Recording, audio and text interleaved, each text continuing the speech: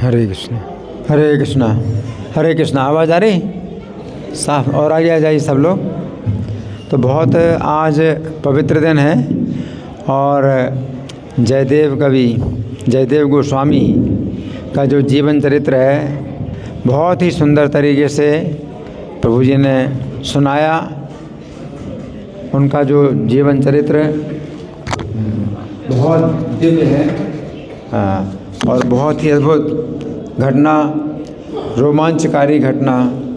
ये घटना तो ये कि भगवान स्वयं जयदेव का रूप धारण करके आए और जयदेव की जो शंका थी कि वे लिखें या ना लिखें तो वो जो है भगवान ने स्वयं लिख दिया है, वो पूर्ति कर दी, कविता की पूर्ति कर दी।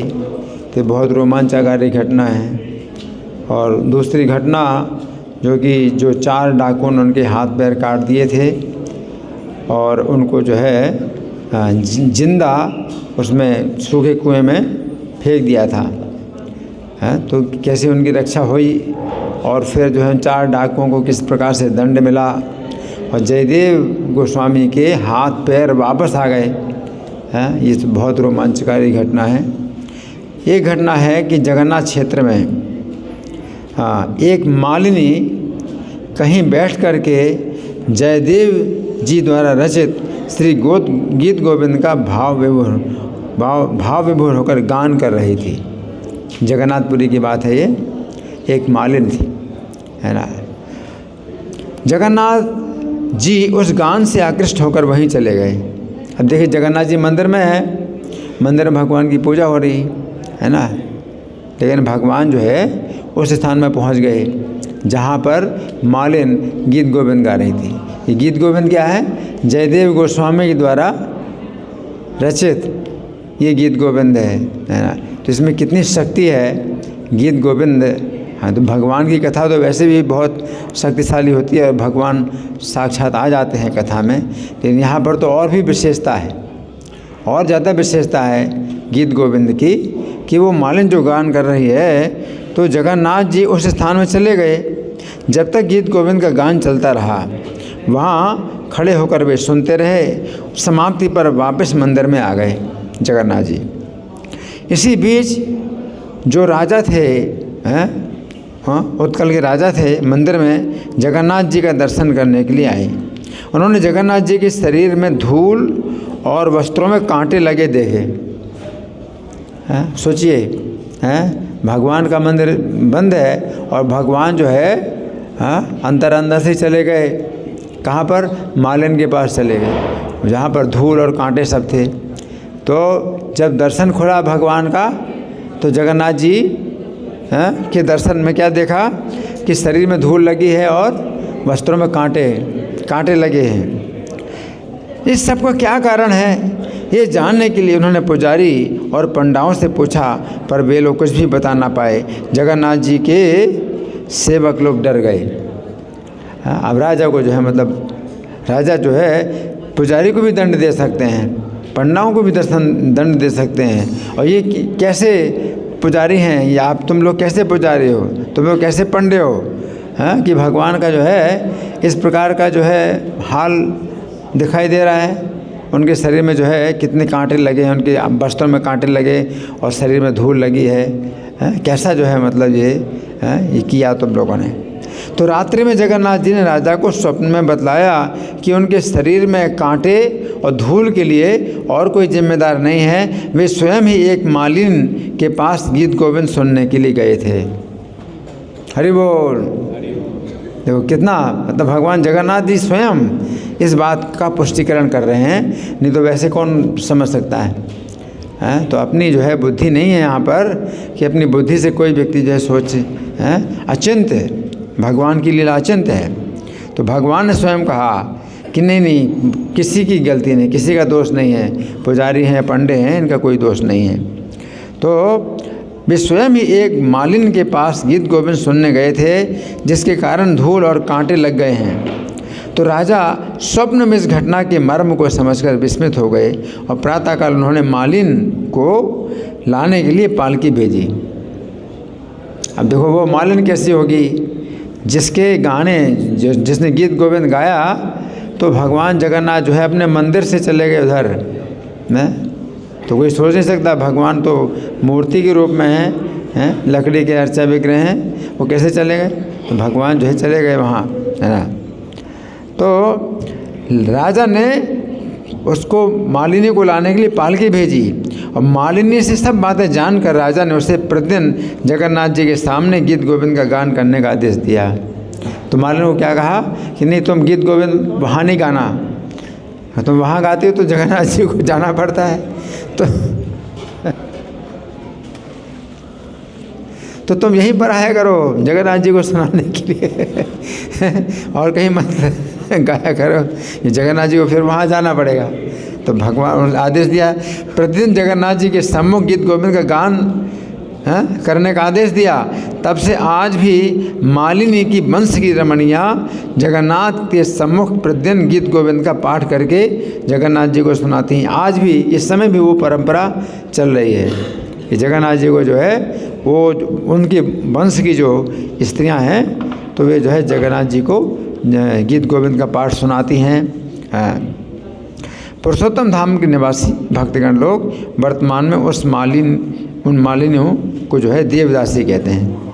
तो ये देवदासियाँ कहलाती हैं जो कि जगन्नाथ जी को गीत गोविंद सुनाती हैं। तो देखिए जयदेव गोस्वामी तो नहीं रहे, लेकिन उनका जो ये महाकाव्य है गीत गोविंद, ये महाकाव्य है, ये इतना शक्तिशाली है कि भगवान जगन्नाथ जो है स्वयं, है ना, इतने वशीभूत हैं, है ना। तो जयदेव जी का जो है बहुत बड़ा महात्मा है। और जयदेव जी के संबंध में एक घटना और भी है कि जिस समय वो गाया करते थे ना, गीत गोविंद गाते थे, तो गीत गोविंद में कभी बसंत ऋतु का भी वर्णन आता है। सरस बसंत समय वर्णन है ना। तो बसंत का भी जो है वर्णन आता है गीत गोविंद में। तो जब वो वर्णन गाते थे तो चाहे गर्मी के दिन हो, लेकिन बसंत ऋतु आ जाती थी। सोचिए, ऐसे भी जो है मतलब कवि हैं, उनकी कविता में इतनी शक्ति है कि बसंत ऋतु का वर्णन करेंगे तो बसंत ऋतु आ जाए हैं। अब गर्मी में कैसे बसंत ऋतु आ सकती है? गर्मी में सब जो ना बुरा हाल होता है, और बसंत ऋतु में कैसी हवा है, शीतल मंद सुगंध पवन, और सब फूल खिल जाते हैं। बसंत ऋतु कुसुमाकर कहते हैं, सब फूल खिल जाते हैं, है ना। तो गीत गोविंद में इतनी शक्ति है, लेकिन गीत गोविंद में जो है सबका अधिकार नहीं है।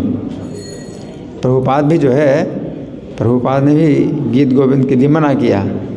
प्रभुपाद ने भी कहा कि नहीं, मैं जो है गीत गोविंद सुनने का अधिकार नहीं हूँ। कोई भक्त आए प्रभुपाद को कि प्रभुपाद मैं आपको गीत गोविंद सुनाना चाहता हूँ, तो प्रभुपाद ने कानों में अपने हाथ रख लिए, बोले नहीं, मैं गीत गोविंद सुनने का अधिकारी नहीं हूँ। क्योंकि गीत गोविंद जो है ये जयदेव कवि ने जो लिखा है, ये बहुत ऊंचे धरातल का है। जो राधा कृष्ण की जो है गुह्यतम लीलाएँ हैं, जो कि उनकी बहुत ही एकांत की जो लीलाएँ हैं, तो वो जो है उसमें वर्णन है। तो सामान्य व्यक्ति सुनता है तो वो क्या सोचेगा कि ये तो जो है अश्लील जो है स्त्री पुरुष का जो है संबंध है, स्त्री पुरुष का अश्लील संबंध है ये, है ना।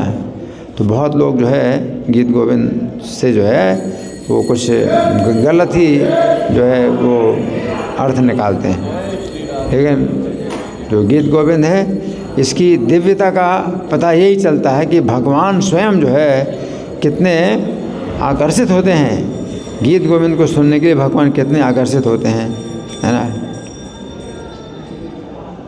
तो हाँ, ये जो ग्रंथ है, जब भक्ति सिद्धांत सरस्वती ठाकुर ने अपनी स्वयं प्रेस जो है स्थापित की थी, अपनी स्वयं की प्रेस स्थापित की थी कि जो भी किताब चाहें वो छाप सकते हैं। तो भक्ति विनोद ठाकुर जो उनके पिता थे, उनके लिखे हुए ग्रंथ उन्होंने छापे प्रेस में, और अपने पिता से फिर पूछा कि मैं गीत गोविंद भी छाप सकता हूँ, कितनी प्रतियाँ छापना चाहिए। कि जब छपाई होती है तो फिर हमेशा मतलब ये निश्चित किया जाता है कितनी किताबें छपेंगी। तो भक्तिविनोद ठाकुर ने कहा कि गीत गोविंद अगर छापना है तो केवल एक ही पुस्तक छापो, एक ही पुस्तक छापो, और वो किसके लिए? तुम्हारे लिए और किसी के लिए। तो भक्ति सिद्धांत सरस्वती ठाकुर जो कि नैष्ठिक ब्रह्मचारी थे, है ना, केवल उनके लिए है गीत गोविंद, है ना। तो इसलिए प्रभुपाद ने मना किया, हम लोग जो है गीत गोविंद सुनने के अधिकारी नहीं हैं, है ना। तो पहले गीत गोविंद मैं भी गाया करता था, और गीत गोविंद की ऐसी महिमा सुन करके मैं भी गाया करता था, और गीत गोविंद मैंने पूरी याद कर ली थी और मैं सुनाता था।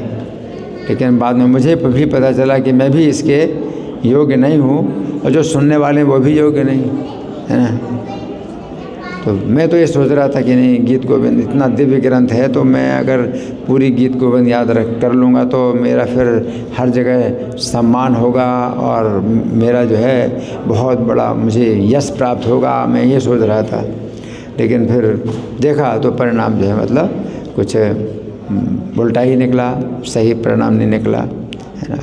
तो फिर बाद में फिर सब कुछ पता चला कि गीत गोविंद के जो है जो योग्य हैं, जो हैं, जो पाठक हैं या जो श्रोता हैं, वो जो है बहुत दुर्लभ है गीत गोविंद के। लेकिन गीत गोविंद में कुछ और भी प्रार्थनाएं हैं जो कि रोज़ गाई जाती हैं। तो उसमें एक श्रुत कमला, श्रुत कमला कुच मंडल धृत कुंडल हे, कलित ललित जयमाल जय जय देव हरे, कलित ललित बनमाल जय जय देव हरे। ये बहुत सुंदर है। तो ये जगन्नाथ मंदिर में गाया जाता है, यहाँ त्यागराज नगर में जगन्नाथ मंदिर है, बड़ी सुंदर उसमें जो है वो राग है, बहुत सुंदर राग है, वो गाया जाता है। और जो दशावतार स्तोत्र है वो भी गीत गोविंद का ही है। तो उसमें 10 अवतारों का वर्णन है, वो गाया जाता है। उसमें से जो नरसिंह भगवान की जो स्तुति है वो तो हमारे यहाँ रोज़ गाई जाती है।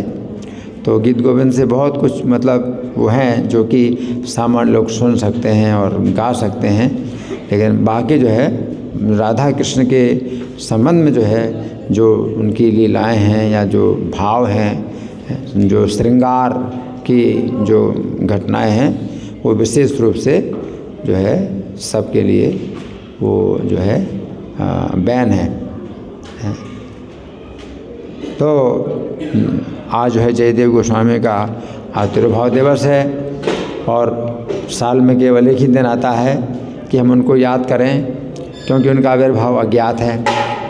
तो आज उनका तिरुभाव दिवस है, तो आज के दिन उनकी कृपा का द्वार खुला है। तो हम उनसे प्रार्थना कर सकते हैं कि उनके ऊपर भगवान की तो ऐसी कृपा हुई कि अचिंत कोई सोच भी नहीं सकता। तो कुछ कृपा का बिंदु जो है हमारे जीवन में प्राप्त हो तो हमारा जीवन सफल हो जाए। इसलिए जयदेव गोस्वामी तिरुभाव तिथि महामहोत्सव की श्रील प्रभुपाद की जय। हरे कृष्णा।